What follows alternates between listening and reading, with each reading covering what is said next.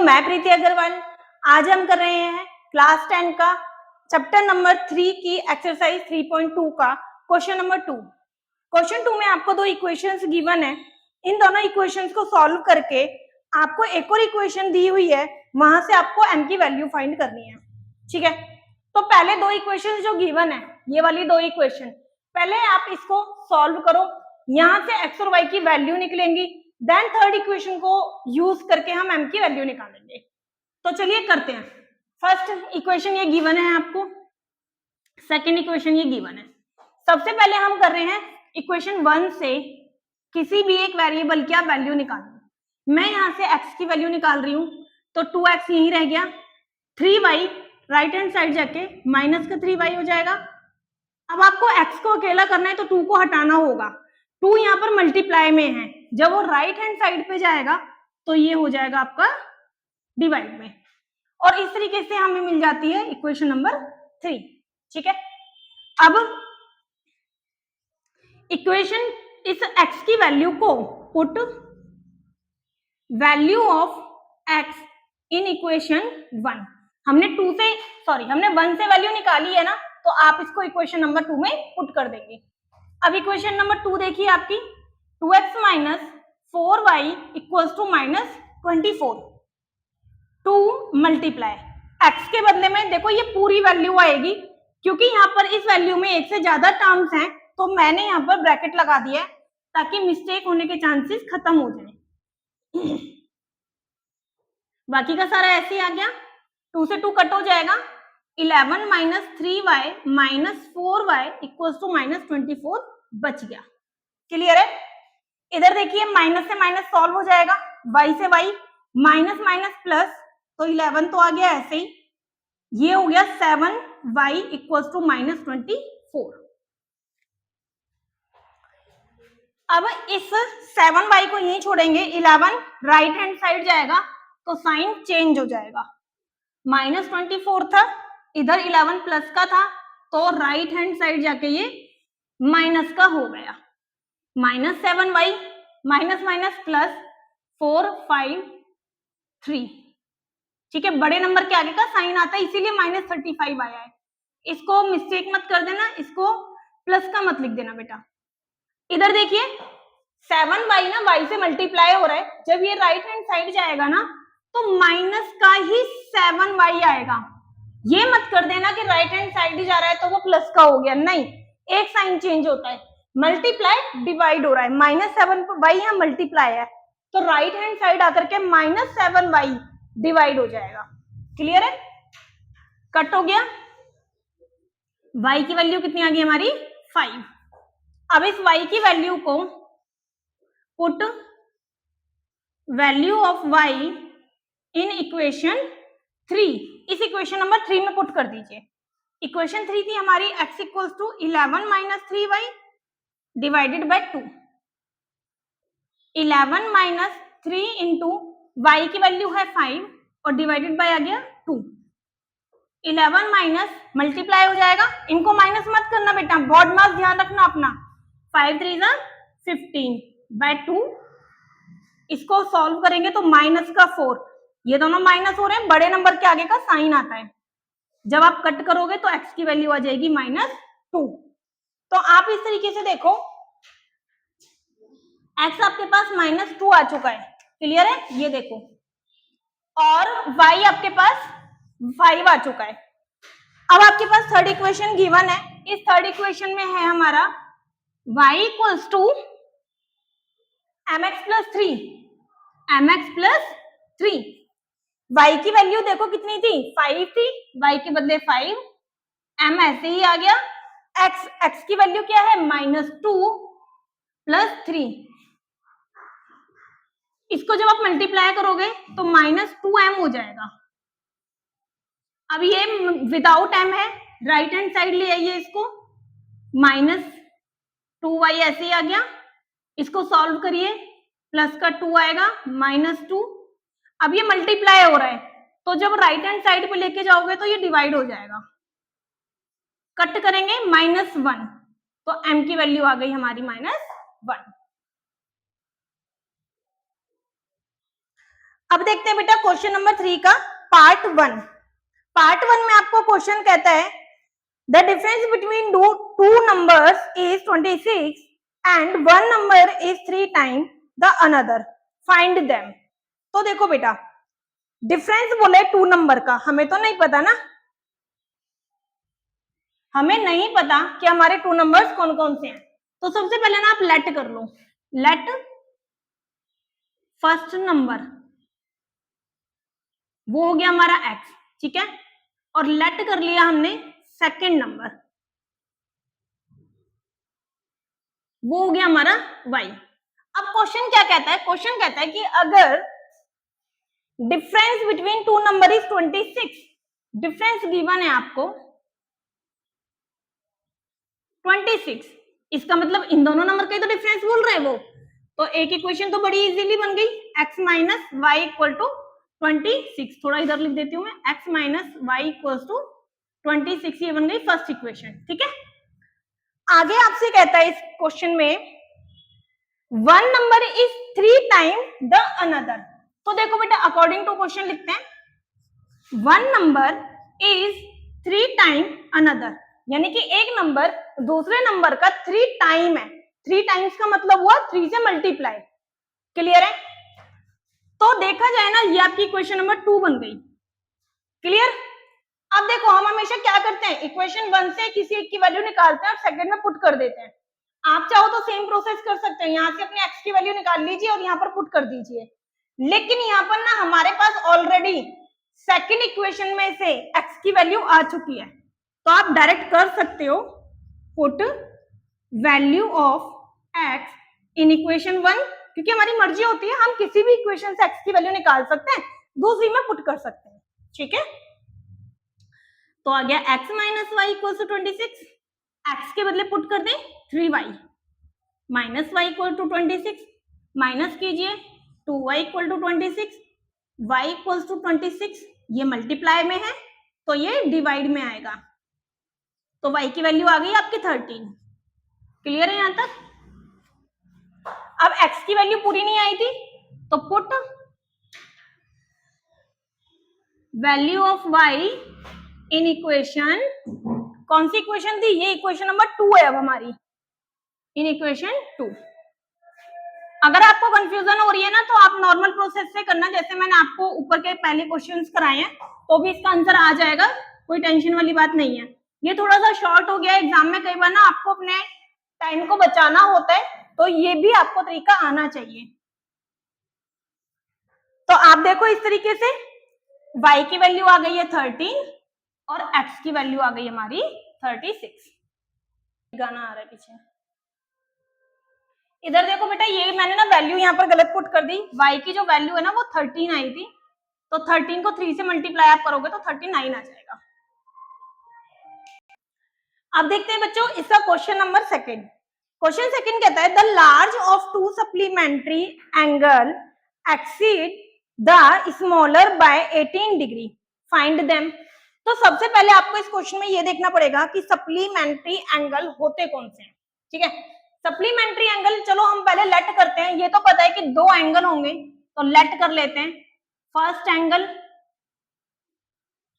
Equals to x, ठीक है, और लेट कर दिया मैंने second angle equals to y।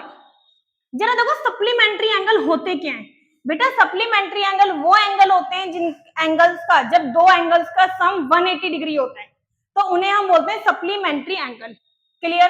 तो इसका मतलब इन दोनों का जो सम है, अगर मैं अकॉर्डिंग टू क्वेश्चन की बात करूं, क्वेश्चन क्या कहना चाहता है कि दो एंगल का जो सम है वो सप्लीमेंट्री है, तो ये लो दो सप्लीमेंट्री एंगल हमारे ये हो गए और इसके साथ में हमारी एक इक्वेशन भी बन गई, ठीक है।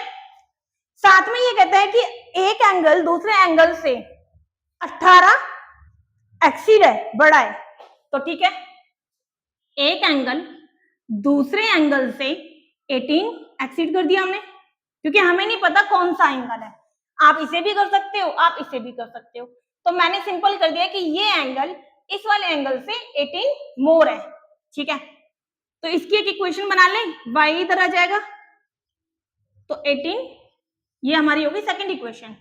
अब भाई अपने क्वेश्चन के प्रोसेस पे चलते हैं। फ्रॉम इक्वेशन 1, पहले हम इक्वेशन 1 से x plus y equal to 180 से x की वैल्यू निकालते हैं हमेशा, और इसको इक्वेशन नंबर 3 दे देते हैं, ठीक है। फिर पुट कर देते हैं हम, put value of x in equation second, जहां से हम निकालते हैं वहां तो पुट नहीं करते ना, उससे अगली इक्वेशन में पुट करते हैं। तो इधर देखते हैं अगला क्वेश्चन अपना, इक्वेशन नंबर सेकंड है हमारी x minus y equals to 18, ठीक है। और x की वैल्यू हमारी आई है 180 माइनस वाई, ये वाली जो है ना, ये वैल्यू मेरी किसकी है, x की वैल्यू है, ठीक है। और ये वाला माइनस वाई ऑलरेडी लिखा हुआ था, तो यहाँ कंफ्यूज मत हो जाना, मिस्टेक मत करना कि एक ही बार y को लिख के छोड़ देते हो, ये ध्यान रखना, ये हमारी x की वैल्यू थी, ठीक है। अब माइनस माइनस प्लस हो रहा है, यानी कि -2y आएगा, -2y इक्वल्स टू 18 माइनस 180 उधर जाके माइनस हो जाएगा, इसको माइनस करेंगे तो मेरे हिसाब से ये आना चाहिए 162, और ये आएगा माइनस का ना,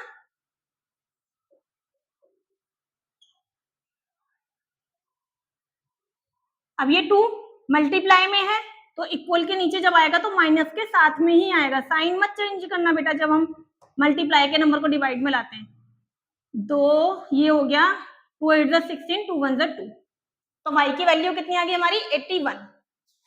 फिर हम पुट कर देते हैं value of y in equation, अब देखो यहां पर हम निकाल चुके हैं x की वैल्यू, बस यहाँ y की वैल्यू अगर पता चल जाए तो x की पूरी कंप्लीट वैल्यू आ जाएगी, तो इसीलिए हम इक्वेशन नंबर 3 में रख देते हैं x equals to 180 minus y, x equals to 180 minus, इसको माइनस कर दीजिए, ठीक है। तो इसको जब आप माइनस करोगे तो ये आ रहा है 99 डिग्री, ठीक है। क्योंकि बेटा ये एंगल निकाले हैं हमने, तो एंगल निकालने के बाद आप इनके पीछे डिग्री लगाना मत भूलना। तो ये हमारा x और y के वैल्यू आ गई। नेक्स्ट देखते हैं बेटा क्वेश्चन नंबर 3। क्वेश्चन 3 कहता है the coach of a cricket team buy 7 bat and 6 ball for rupees 3800, ठीक है। Let she buys 3 bat and 5 balls for rupees 1750. Find the cost of each bat and each ball. यहाँ पर ना एक cricketer है, उसने 7 बैट और 6 ball खरीदे और उसके लिए कुछ अमाउंट दिया है, तो हमें नहीं पता उसने नंबर, हमें नहीं पता कि एक बैट की जो प्राइस है वो कितनी है, तो आपको लेट करना पड़ेगा, let cost of 1 bat, question में पहले 1 बैट ही दे रखा है ना, बैट, ठीक है, वो ले लिया हमने x, ठीक है। और लेट कर लिया हमने कॉस्ट ऑफ 1 बॉल, 1 बॉल का प्राइस हमने लेट कर लिया y।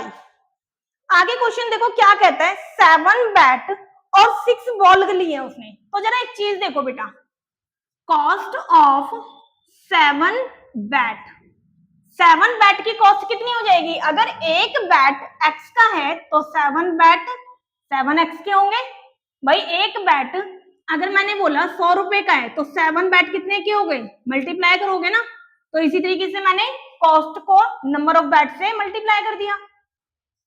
अब आप निकालो कॉस्ट ऑफ 6 बॉल, अब एक बॉल का जो प्राइस है वो है y, तो 6 बॉल का प्राइस 6y हो जाएगा, क्लियर है। अब टोटल कॉस्ट कितनी अमाउंट पे कर रहा है वो, टोटल 3800, ठीक है। तो देखो बेटा अकॉर्डिंग टू क्वेश्चन में क्या हो जाएगा, वो 7 बैट और 6 बॉल का टोटल प्राइस 3800 पे कर रहा है, ये आ गई फर्स्ट इक्वेशन, क्लियर है। सेकंड देखो, आप चाहो तो पूरा फिर से एक्सप्लेन कर सकते हो, आप चाहो तो सिंपल इक्वेशन बना सकते हो, मैं आपको सिंपल इक्वेशन बना के दिखाती हूँ एक। She buy 3 bat and 5 ball. अब 3 बैट, तो 3 बैट का प्राइस कितना हो जाएगा, 3x हो जाएगा ना, ठीक है। और 5 बॉल, तो 5 बॉल का प्राइस कितना हो जाएगा, 5y हो जाएगा। ये चीज क्लियर है। और टोटल अमाउंट वो पे कर रहा है 1750। तो ये हमारी आ गई सेकंड इक्वेशन, ठीक है। यहां तक कोई दिक्कत तो नहीं है। अब वही स्टेप फॉलो करेंगे, इक्वेशन 1 से x की वैल्यू को फाइंड करेंगे। तो मैं यहाँ पर आपके लिए इक्वेशन, इधर देखो कंफ्यूज मत होना, मैं यहाँ पर आपके लिए इक्वेशन 1 को नोट कर रही हूँ फिर से। आप चाहो तो लिख देना फ्रॉम इक्वेशन 1। यहां से 7x को तो यहीं छोड़ दिया, तो y वाला नंबर प्लस का है, माइनस हो जाएगा, ठीक है। x को भी यहीं छोड़ेंगे, ये मल्टीप्लाई में है, तो बेटा ये सब के नीचे आएगा, किसी एक नंबर के नीचे मत लिख देना। और जब हम x की वैल्यू निकालते हैं तो उसको इक्वेशन नंबर 3 देते हैं। क्यों देते हैं, क्योंकि x की कंप्लीट वैल्यू नहीं आती, यहाँ पर y अभी भी कुछ रहता है हमारा, जिसकी वैल्यू पुट करके इसकी x की वैल्यू निकलेगी, ठीक है। यहां तक कोई दिक्कत तो नहीं। अब पुट करेंगे, put value of x in equation. अब बताओ कौन सी इक्वेशन में पुट करना चाहोगे, फर्स्ट में नहीं होगी बेटा, क्योंकि फर्स्ट से तो आपने वैल्यू निकाली है, सेकंड में पुट होगी। तो सेकंड इक्वेशन है हमारी 3x plus 5y equals to 1750। Clear है। अब देखो 3 तो आ गया, ऐसे ही ब्रैकेट लगा लिया करो जब यहाँ पर आपको मल्टीपल नंबर मिलते हैं। x की वैल्यू हमारी आएगी 3800 minus 6y divided by 7 plus का ये वाला 5y इक्वल टू 1750, ऐसे ही आ गया, ठीक है। अब आप क्या करो, आप इसको इससे मल्टीप्लाई कर लो, तो जब 3 को इस नंबर से मल्टीप्लाई करोगे तो आएगा 11400। 3 को 6 से मल्टीप्लाई करेंगे तो आ जाएगा 18y, और डिवाइडेड बाय ये पूरा 7 प्लस 5y। अब यहां से कैलकुलेशन ना थोड़ा ध्यान से करना, कैसे सॉल्व करोगे, ये हमें पता है y सॉल्व होंगे, लेकिन इस वाली y के नीचे तो 7 है, इस 7 को हटाने के लिए क्या करोगे आप, इसके नीचे 1 लेट करके एलसीएम ले लो। और मैंने पहले भी कई क्लासेस में बता रखा है, जब भी आपको फ्रैक्शन दिखेगी तो वो एलसीएम लेकर के ही सॉल्व होगी। चलिए 7 1 जा 7, जब आप इस नंबर को 1 से मल्टीप्लाई करेंगे तो पूरा नंबर एज इट इज आ जाएगा, और 7 को जब 5 से मल्टीप्लाई करेंगे तो 35y आएगा। क्लियर है यहां तक। अब ये नंबर तो हमारा ऐसे ही आ गया, 35 में से 18 को माइनस करो, कितना आएगा, ये आएगा 35 में से 18 को माइनस करेंगे 17 ना, 17y, और 7 उधर जा करके मल्टीप्लाई हो जाएगा, ठीक है। ये नंबर तो अभी ऐसे ही रह गया मेरा, नहीं 7 क्या कर दिया मैंने, 7 ये मल्टीप्लाई होगा, है ना, ठीक है। अब जब आप इनको माइनस करोगे तो आएगा 12250, ठीक है। इन दोनों को मल्टीप्लाई करके 12250, 17y को तो ऐसे ही छोड़ दिया मैंने, 12250। ये नंबर देखो इधर प्लस का है, तो जब इक्वल के इधर जाएगा तो ये हो जाएगा माइनस, ठीक है। अब इन दोनों को माइनस करेंगे तो हमारा आएगा 850, ठीक है। अब ये क्योंकि मल्टीप्लाई का नंबर है, फिर से गलती मत कर देना बेटा, मल्टीप्लाई का नंबर -17 है तो डिवाइड में भी -17 आना चाहिए, लेकिन लेकिन लेकिन कुछ मिस्टेक हुई है बेटा क्वेश्चन में ना। देखो मिस्टेक ना यहाँ पर हो गई है, जब हमने इन दोनों को सॉल्व किया ना 17 आया ना, और बड़े नंबर के आगे का साइन लगाएंगे तो ये प्लस का हो जाएगा। मुझे पता है ऐसे चला क्योंकि y की वैल्यू किसी की कॉस्ट आने वाली है, और कॉस्ट ना बेटा कभी भी माइनस में नहीं हो सकती थी, ठीक है। तो आप ऐसे भी देख करके पता लगा सकते हो कि आपका क्वेश्चन सही जा रहा है या गलत जा रहा है। तो ये हमारी आई है अभी y की वैल्यू, ठीक है। अभी हमें निकालनी है x की वैल्यू। y की वैल्यू आ गई हमारी 50। पुट करते हैं, put value of y in equation 3, ठीक है। इक्वेशन 3 जहां पर हमारी x की इनकम्प्लीट वैल्यू थी, ये है -6y divided by 7, x equal to 3800 minus 6 into y की वैल्यू कितनी थी 50 डिवाइडेड बाय 7, 3800 माइनस, इसको मल्टीप्लाई कीजिए, इसको माइनस मत कर देना, बॉड मास यूज होगा, ठीक है। तो ये आएगा 300, इसको माइनस करेंगे तो 3500 आएगा, ठीक है। माइनस इसको डिवाइड कर देंगे 500। तो आप देखो इस तरीके से हमारी y जो कि बॉल की कॉस्ट थी वो थी 50 और बैट जो कि हमारी x हमने लेट की थी वो आ गया 500।